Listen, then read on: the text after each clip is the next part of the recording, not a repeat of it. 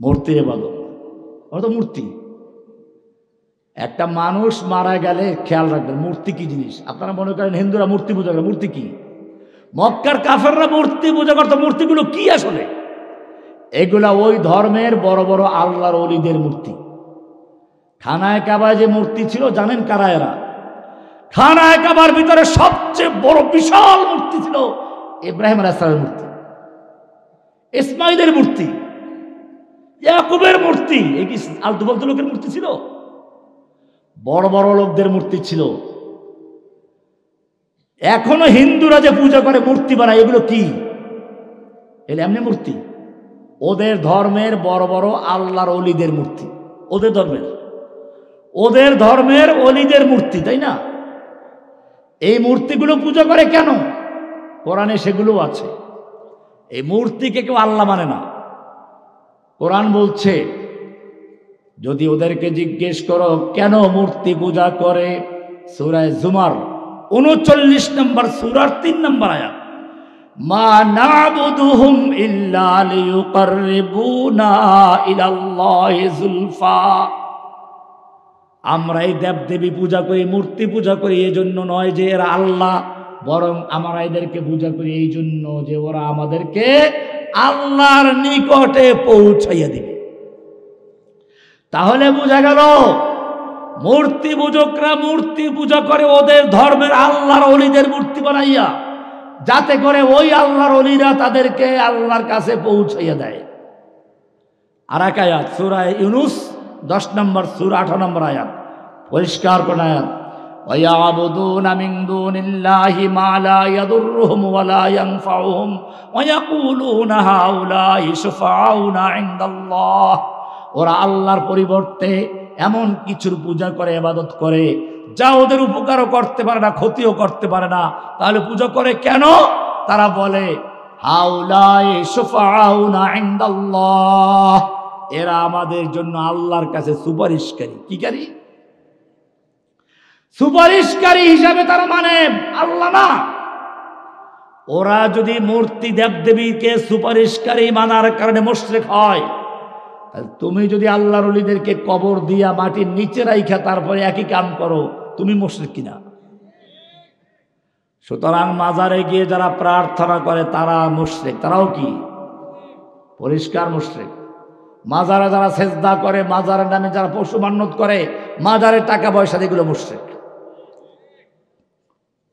মক্কার কুফফারদের অবস্থা যেরকম ছিল, বেষ্ট এতটুকু, ওরা ওদের আল্লাহর ওলিদের মাজার না বানাইয়া মূর্তি বানাইয়া মাটির উপর রাইখা তারপরে শাড়ি পরায়, গয়না পরায়, পূজা করে। আর মুসলমানরা এদের কবর দিয়ে তারপরে মাজার বানায়, মাজারে চাদর দেয়, টাকা দেয়, পয়সা দেয়। কোরআন বলছে আল্লাহু লা ইলাহা ইল্লা হুয়াল হাইয়ুল কাইয়্যুম লা তাখুযুহু সিনাতুন ওয়া লা নাওম লাহু মা ফিস সামাওয়াতি ওয়া মা ফিল আরদ। আসমান এবং জমিনের একচ্ছত্র মালিক কে? এরপরে ওই আয়াত মান যাল্লাযী ইয়াশফাউ ইনদাহু ইল্লা বিইজনিহি। এটা ভালো করে বুঝুন, সুপারিশের বিষয় ভালো করে শুনুন। কিয়ামতের মাঠে আল্লাহ রাব্বুল আলামিন হিসাব নিকাশের পরে কিছু লোকদেরকে সুপারিশ করার জন্য অনুমতি দিবেন। যাদেরকে অনুমতি দিবেন তারা সুপারিশ করতে পারবে। আমরা সুপারিশকে বিশ্বাস করি, সুপারিশ করার অধিকার থাকবে, কিন্তু দুনিয়াতে কেউ বলতে পারবে না যে আমি সুপারিশ করব, আমি তরাইয়া নিব, পার করে নিব। কারণ যে ব্যক্তি এটা বলবে সে নিজে যে পার পাবে তার নিশ্চয়তা কি? নিজে যে নিশ্চয়তা পাইবে তার কিছু কি? ওমর ইবনে খাত্তাবের মতো লোক জীবদ্দশায় বলতেন যে আমি ওমর যদি কিয়ামতের মাঠে কোনোভাবে মাপ পেয়ে যাই তাই আমার জন্য যথেষ্ট। লা মান যাল্লাযী ইয়াশফাউ ইনদাহু ইল্লা বিইযনিহি। কিয়ামতের মাঠে আল্লাহ যাদেরকে সুপারিশ করার জন্য অনুমতি দিবেন তারা সুপারিশ করতে, ভালো করে শুনুন, দুনিয়াতে কোন ব্যক্তি যদি বলে যে সুপারিশ করে নিবে, সে দুইটা শিরক করছে। কয়টা শিরক? এক হলো সে দাবি করলো যে আমি তো পার পাইয়া যাবই, পার পাবে কি না পাবে তা জানেন একমাত্র কে? দ্বিতীয় নাম্বার, পার পাওয়ার পরে আল্লাহ যাদেরকে সুপারিশ করার অনুমতি দিবেন সে সুপারিশ করবে। আর যে দাবি করলো যে আমি সুপারিশ করে নিব, সে দাবি করলো যে আমি সুপারিশ করার পারমিশন পাবো, সে আগে জানছে। কয়টা শিরক করলো? যে মুরিদরা এগুলো বিশ্বাস করে তারাও দুই শিরকে লিপ্ত। কোরআন পরিষ্কার বলছে, মান যাল্লাযী ইয়াশফাউ ইনদাহু ইল্লা বিইذনিহি, কে আছে এমন যে আল্লাহর কাছে সুপারিশ করবে আল্লাহর অনুমতি ছাড়া? তাহলে অনুমতি পাওয়ার পরে সুপারিশ করা যাবে, অনুমতি পাওয়ার আগে সুপারিশ করার অধিকার কারো? এবারে সুপারিশ করতে অনুমতি যাদেরকে দেওয়া হবে তারাও চাইলেই নিজের মামু খালু আর চাচার জন্য সুপারিশ করবে, বিষয়টা এমন নয়। ওয়ালা ইয়াশফাউনা ইল্লা লিমান ইরতাদা, আল্লাহ যাদেরকে সুপারিশ করার জন্য পারমিশন দিবেন তারাও সুপারিশ করতে পারবে শুধুমাত্র ওই লোকদের জন্য যাদের জন্য আল্লাহ নিজে ইঙ্গিত দিবেন, আল্লাহ অনুমতি দিবেন। ঈমানদারদের জন্য, যাদের শিরক আছে তাদের জন্য সুপারিশ করার কোনো সুযোগ থাকবে না। জ্বলন্ত প্রমাণ আল্লাহর নবীর চাচা আবু তালেব। আল্লাহর নবীকে যেই লোকটা সারা জীবন সাহায্য করলো, আল্লাহর নবীর বিরুদ্ধে যখন গোটা কাফেররা আল্লাহর নবীকে হত্যার চক্রান্ত করলো, আবু তালেব তখন আল্লাহর নবীর পাশে দাঁড়িয়েছিল। তিনি বলেছিলেন, ওয়াল্লাহি লা ইয়াসিলু ইলাইকা বিজামইহিম হাত্তা ওয়াসাদা বিতুরাব দাফিনা।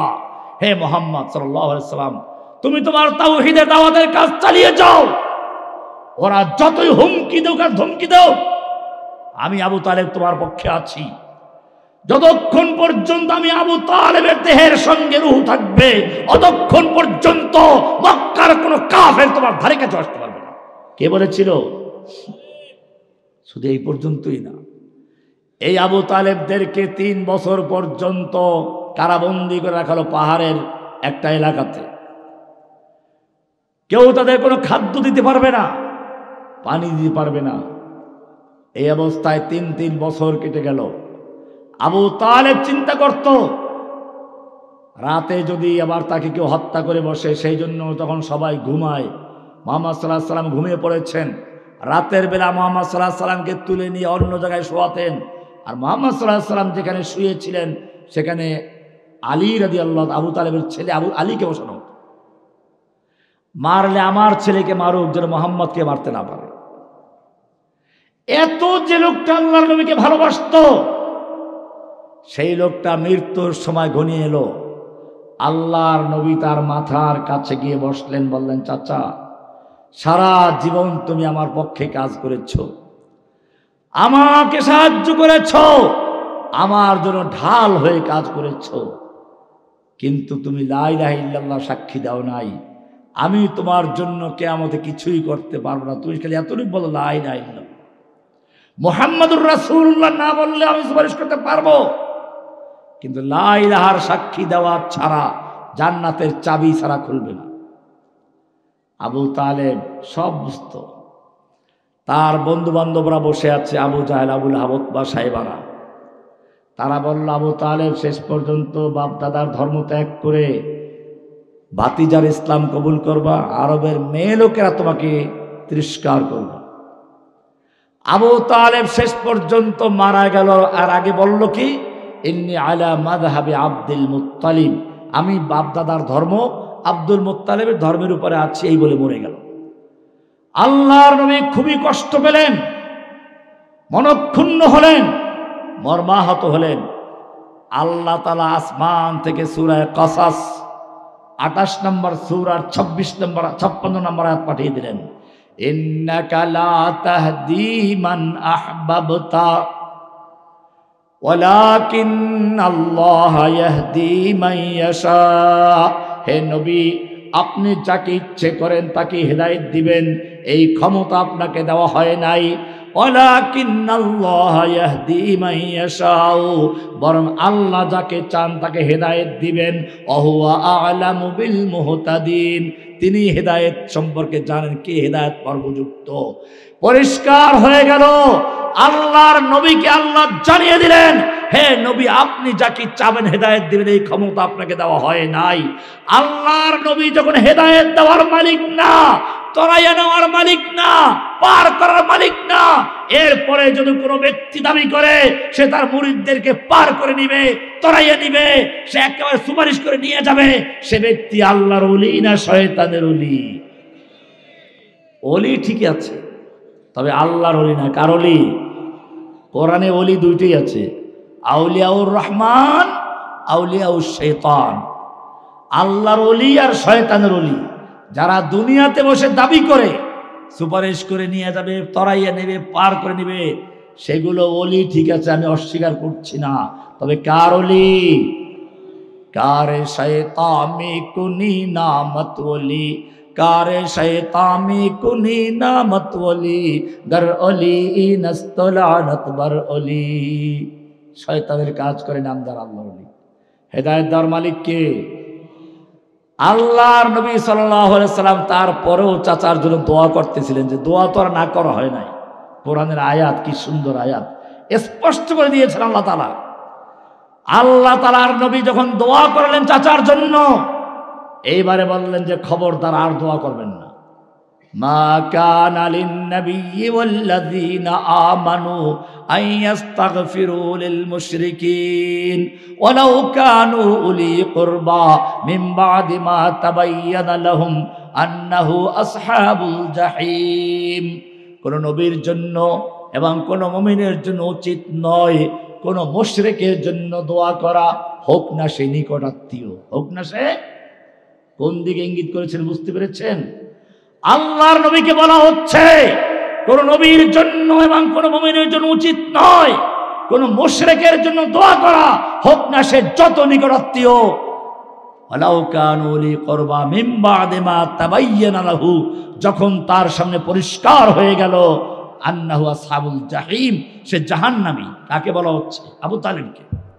আবু তালেবকে উদ্দেশ্য করে আল্লাহ তাআলা বলছেন কোন মুশরিকের জন্য দোয়া করা যাবে না।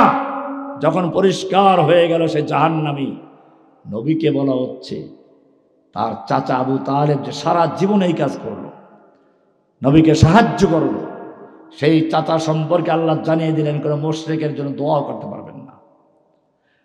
হেদায়েত দেওয়ার মালিক কে? মান যাল্লাযী ইয়াশফাউ ইনদাহু ইল্লা বিইযনিহি, মান, কে সে ব্যক্তি, যে ব্যক্তি আল্লাযী ইয়াশফাউ ইনদাহু, যে সুপারিশ করবে আল্লাহর কাছে, ইল্লা বিইযনি, আল্লাহর অনুমতি ছাড়া। এই আয়াতের ব্যাখ্যা করতে গেলে অনেক সময় লাগবে। কিয়ামতের মাঠে, হাসরের ময়দানে যখন মানুষ থাকবে, কষ্ট থাকবে, সবাই চিন্তা করবে হিসাব নিকাশ শুরু হয়ে যাবে, একটু আল্লাহকে সুপারিশ করো। সব চলে যাবে আদমের কাছে। আনতা আবুনা, আপনি আমাদের আব্বা যান, আল্লাহ আপনাকে নিজের হাতে সৃষ্টি করেছেন, একটু মেহেরবানি করে আল্লাহ আপনাকে জান্নাতে থাকার ব্যবস্থা করে দিয়েছিলেন, ফেরেশতাদের দ্বারা আপনাকে সেজদা করিয়েছেন, আপনি মেহেরবানি করে সুপারিশ করুন যেন হিসাব নিকাশ শুরু হয়ে যায়। আদম বলবেন যে না না, নাফসি নাফসিটা আমার কাছে না, আমি পারবো না এটা। এক একজন এক এক ওজোর পেয়েছে, এক এক নবী আসবে, শেষ পর্যন্ত আমাদের নবীর কাছে আসবে। আমাদের নবীজি সাল্লাল্লাহু আলাইহি ওয়াসাল্লাম সেজদায় পড়ে যাবেন। হাদিসে আছে আল্লাহর নবী সেদিন সেজদায় পড়ে আল্লাহর এমন হামদ এবং সানা প্রশংসা করবেন যার ভাষাটা আল্লাহ তাআলা ওই দিনই নবীকে শিক্ষা দিবেন। আল্লাহর নবী সেদিন সিজদায় পড়ে আরশের নিচে আল্লাহর হামদ সানা করতে করতে থাকবেন। এক সময় আল্লাহ তাআলা বলবেন, ইয়া মুহাম্মদ ইরফা রাসাক ওয়াশফা তুশাফা ওয়াসাল তুতা। ও মুহাম্মদ সাল্লাল্লাহু আলাইহি ওয়াসাল্লাম, তুমি মাথা উঠাও, তুমি সুপারিশ করো, তোমার সুপারিশ গ্রহণযোগ্য হবে, তুমি চাও তোমার চাহিদা পূরণ করা হবে। এরপরে আল্লাহর নবী সুপারিশ করবেন। ও মুসলমান শুনে রেখো, কিয়ামতের মাঠে যখন নবী পর্যন্ত আল্লাহর অনুমতি প্রাপ্তির আগ পর্যন্ত সুপারিশ করতে পারবেন না। আদম থেকে শুরু করে ঈসা আলাইহিস সালাম পর্যন্ত সব নবী নফসি নফসি বলে চলে যাবেন, কেউ সুপারিশ করার মতো সাহস করবেন না। আমাদের নবীও সুপারিশ করবেন ঠিকই, তবে সেজদায় পড়ে আল্লাহর প্রশংসা হামদ সানা করবেন। এরপরে যখন আল্লাহর পক্ষ থেকে অনুমতি হবে তারপরে তিনি সুপারিশ করবেন। এর আগ পর্যন্ত সুপারিশ করতে, তাহলে এরপরেও যদি দুনিয়ার কোন ব্যক্তি বলে সে সুপারিশ করবে, তরাইয়া নিবে, পার করে নিবে, এগুলো জেনে রাখবেন এগুলো আল্লাহর ওলি, শয়তানের ওলি। মান যাল্লাযী ইয়াশফাউ ইনদাহু ইল্লা বিইذনিহি ইয়ালামু মা বাইনা আইদিহিম ওয়া মা খালফাহুম। আগের পিছের সবকিছু ইলম রাখেন একমাত্র কে? কোন নবী না, কোন জিন না, কোন গণক ঠাকুর নয়, কোন টিয়া পাখি নয়, মানুষ হাত গোনায়। এই মুসলমান, আয়াতুল কুরসির এত ফজিলত কেন জানো? ভালো করে শুনে রাখো। আয়াতে বলা আছে ইয়ালামু মা বাইনা আইদিহিম ওয়া মা খালফাহুম, আগের পিছের সামনের আগের সব কিছু একমাত্র ইলম রাখেন কে? না কোনো পীর, না কোনো ওলি বুজুর্গ, না নবী রাসূল। নবী রাসূলদেরকে আল্লাহ তাআলা যতটুকু জানান ততটুকু। এর উপরে আলাদা আলোচনা হবে ইনশাআল্লাহ, আর এক সময় আলোচনা হবে।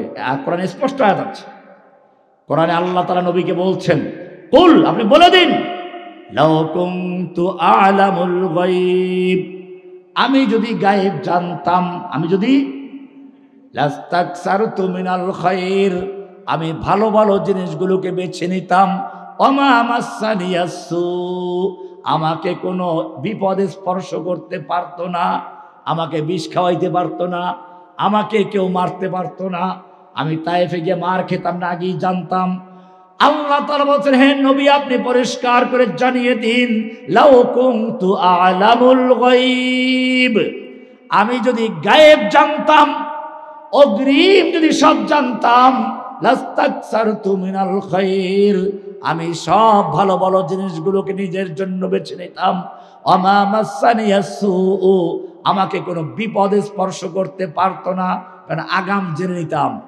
আল্লাহ যে অর্থে আলিমুল গায়ব, খেয়াল করুন, আল্লাহ যে অর্থে আলিমুল গায়ব মানে নিজের থেকে নিজে কারো জানানো ছাড়া, এই অর্থে আলিমুল গায়ব একমাত্র কে?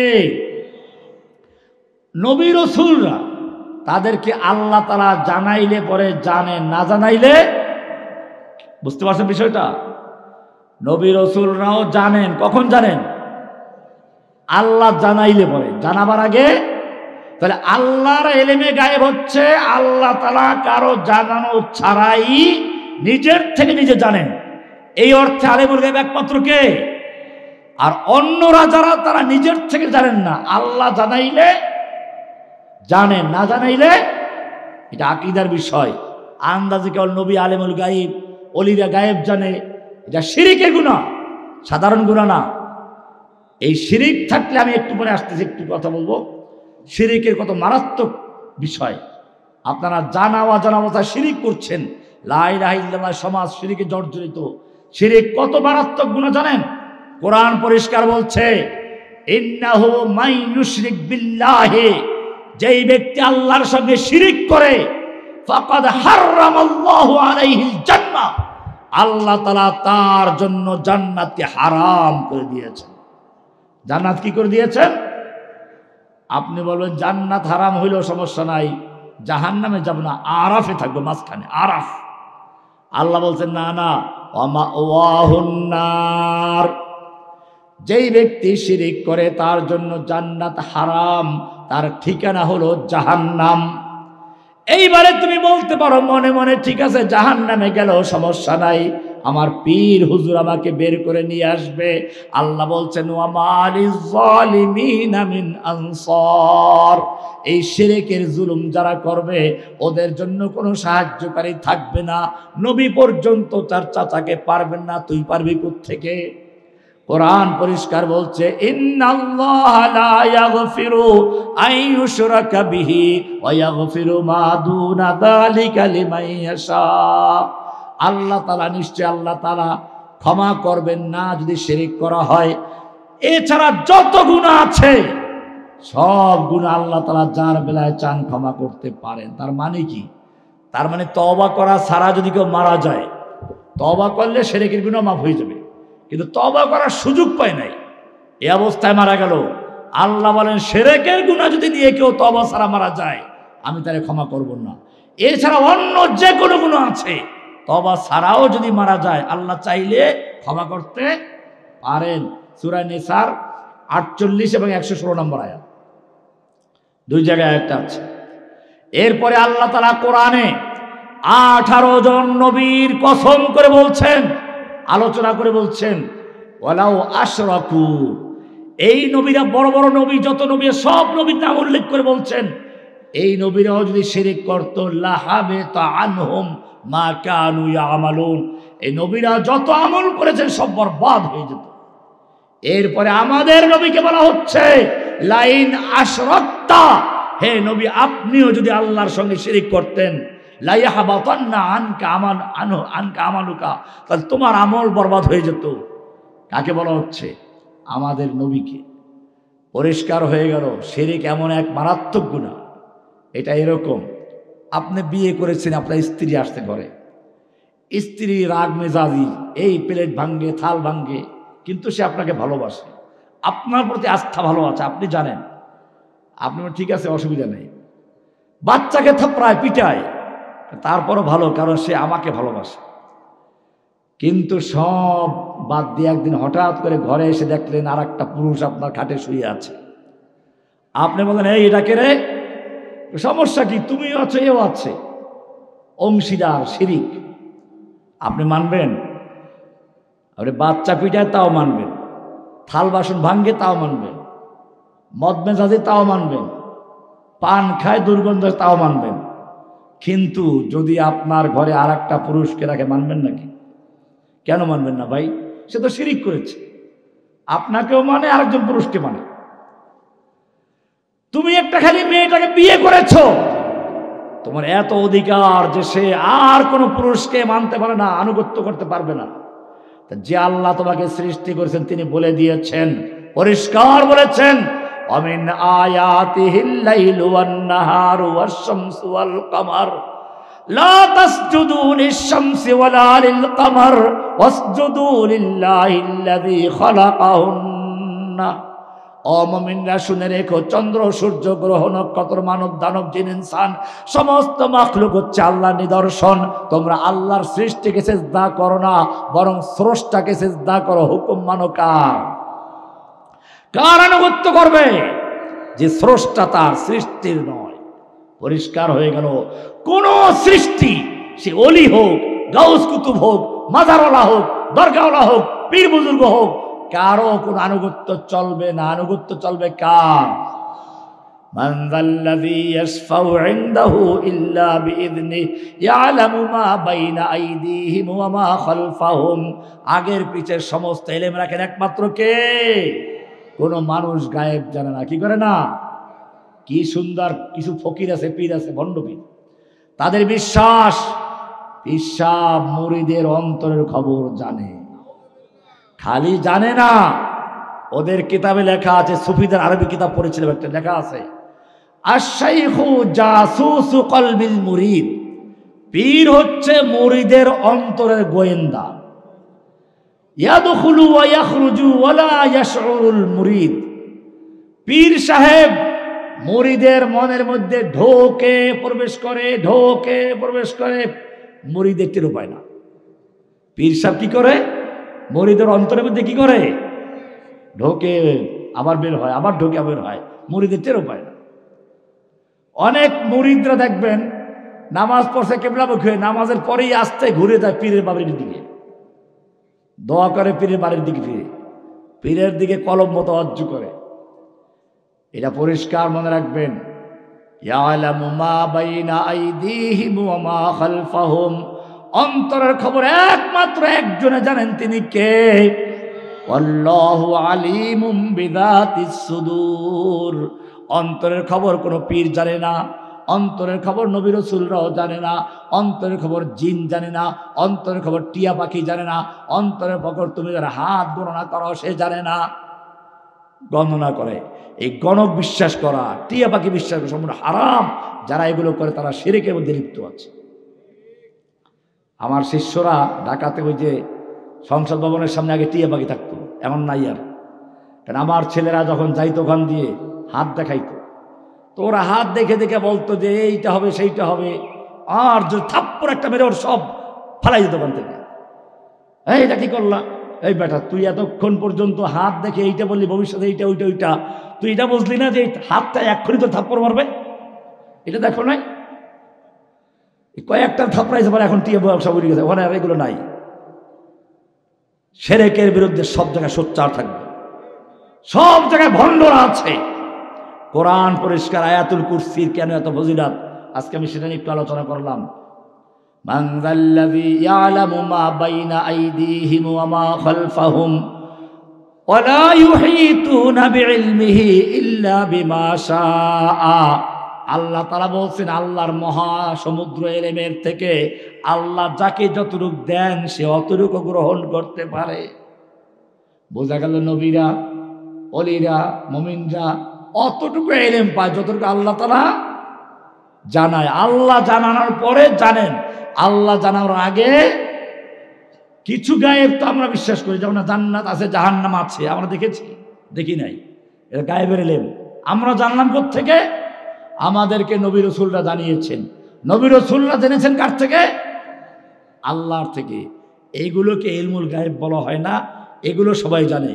ইলমুল গায়েব বলতে যেটা বোঝায় সেটা হচ্ছে সরাসরি নিজের থেকে নিজের জানা, কারো জানানো ছাড়া। এটা একমাত্র এই জ্ঞানটা কার?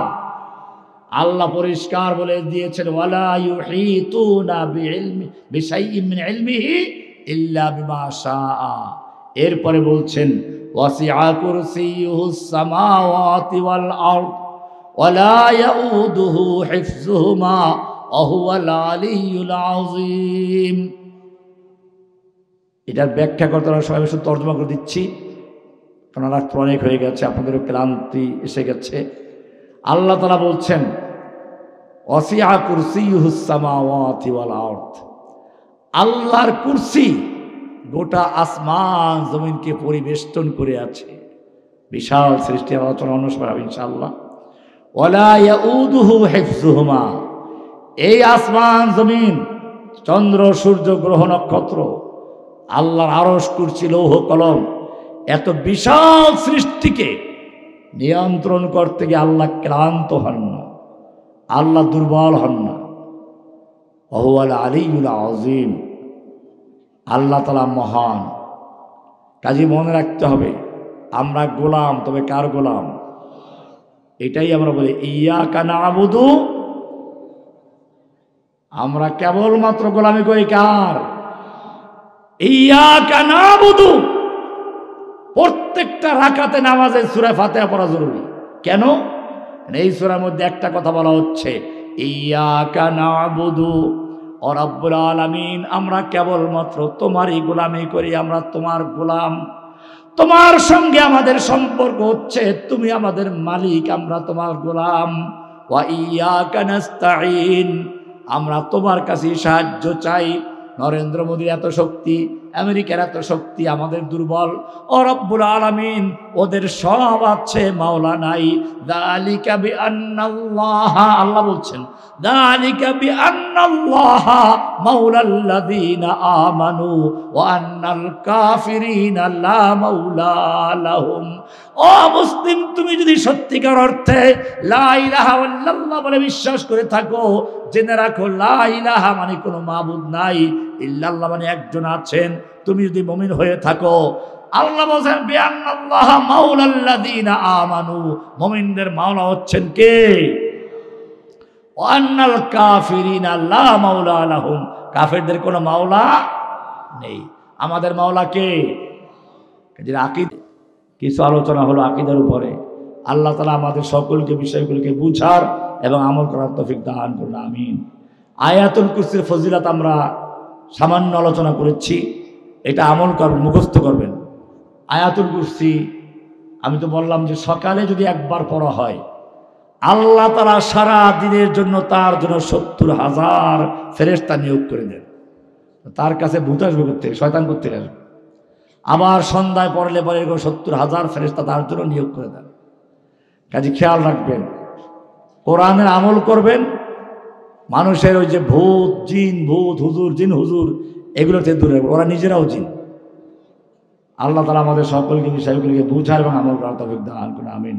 ওয়াসাল্লাল্লাহু তাআলা আলা নবিয়িনা মুহাম্মদ ওয়া আলা আলিহি ওয়া আসহাবিহি আজমাইন। দুরূদ শরীফ। আল্লাহুম্মা সাল্লি আলা মুহাম্মদ ওয়া আলা আলি মুহাম্মদ কামা সাল্লাইতা আলা ইব্রাহিম ওয়া আলা আলি ইব্রাহিম ইন্নাকা হামিদুম মাজিদ। আলহামদুলিল্লাহি রাব্বিল আলামিন। আসসালাতু ওয়াসসালামু আলা সাইয়্যিদিল মুরসালিন ওয়া আলা আলিহি ওয়া সাহবিহি আজমাইন। ربنا ظلمنا أنفسنا وإن لم تغفر لنا وترحمنا لنكونن من الخاسرين। রব্বুল আলামিন, দীর্ঘক্ষণ পর্যন্ত কোরআন ও হাদিসের থেকে আলোচনা হয়েছে। রব্বুল আলামিন, আলোচনার মধ্যে কোনো ভুল হয়ে থাকলে মেহেরবানি করে মাফ করে নিয়ে আল্লাহ। ইয়া রব্বুল আলামিন, যা কিছু আলোচনা হলো মেহেরবানি করে আমাদের সকলকে আমল করার তৌফিক দান করেন। ইয়া আল্লাহ, আজকের এই মাহফিলকে যারা ইন্তজাম করলেন মেহেরবানি করে তাদের সকলকে আপনি কবুল মঞ্জুর করেন। ইয়া আল্লাহ, ইয়া আল্লাহ, এখানে একটা আজকে মাদ্রাসার শুভ উদ্বোধন হচ্ছে। রব্বুল আলামিন, ইয়া আল্লাহ, এই এলাকার লোকদেরকে মাদ্রাসার থেকে তাদের অন্তরকে ঝুঁকিয়ে দিন। ইয়া আল্লাহ, ইয়া আল্লাহ, এই মাদ্রাসার প্রয়োজনে যা কিছু প্রয়োজন মেহেরবানি করে আপনি গায়বী খাজানা থেকে পূরণ করে দিন। ইয়া আল্লাহ, ইয়া রাব্বুল আলামিন, ইয়া আল্লাহ, এই মাহফিলকে যারা পূর্ণ করার জন্য অর্থ দিয়ে, শ্রম দিয়ে, পরামর্শ দিয়ে, ইয়া আল্লাহ, যারা এই কাজগুলো করেছেন তাদের নাজাতের জন্য মাহফিলকে কবুল মঞ্জুর করেন। ইয়া আল্লাহ, ইয়া আল্লাহ, যে মাদ্রাসার আয়োজনে আজকে মাদ্রাসা হলো, মাহফিলটা হলো, রব্বুল আলামিন, ইয়া আল্লাহ, এই মাদ্রাসাকে আপনি কবুল মঞ্জুর করেন। ইয়া আল্লাহ, এই মাদ্রাসাকে উসিলা করে এলাকার ভিতরে দ্বীনের হাওয়া চালু করে দিন। ইয়া আল্লাহ, তাওহীদ এবং সুন্নাহর জ্ঞান অর্জন করার তৌফিক দান করেন। ইয়া আল্লাহ, এই মাদ্রাসার থেকে যেন এলাকার যুবকেরা, ছাত্ররা, মুরব্বীরা সকলেই ইলম অর্জন করতে পারে সেই তৌফিক দান করেন। রব্বুল আলামিন, ইয়া আল্লাহ, এই মাদ্রাসাকে কিয়ামত পর্যন্ত কায়েম ও দায়েম রাখার তৌফিক দান করেন। মাদ্রাসাকে যারা প্রতিষ্ঠা করছেন, ইয়া আল্লাহ, মেহেরবানি করে তাদের হিম্মত, তাদের সাহসকে আরো বৃদ্ধি করে দিন। ইয়া আল্লাহ, এই মাদ্রাসার জন্য যা কিছু প্রয়োজন মেহেরবানি করে আল্লাহ আপনি বন্দোবস্ত করে দিন। ইয়া আল্লাহ, ইয়া আল্লাহ, এই এলাকার মানুষদেরকে মাদ্রাসার সাহায্যকারী হিসেবে কবুল মঞ্জুর করেন। ইয়া আল্লাহ, আবু লাহাবদের দলে চলে না যায়, আবু জাহেলদের মতো যেন বিরোধিতা না করে তার থেকে বাঁচার তৌফিক দান করেন। ইয়া আল্লাহ, সুবহান রাব্বিকা রাব্বিল ইজ্জাতি আম্মা ইয়াসিফুন ওয়া সালামুন আলাল মুরসালিন আলহামদুলিল্লাহি রাব্বিল আলামিন। আসসালামু আলাইকুম ওয়া রাহমাতুল্লাহি ওয়া বারাকাতুহু। সম্মানিত মেহমানকে মাদ্রাসার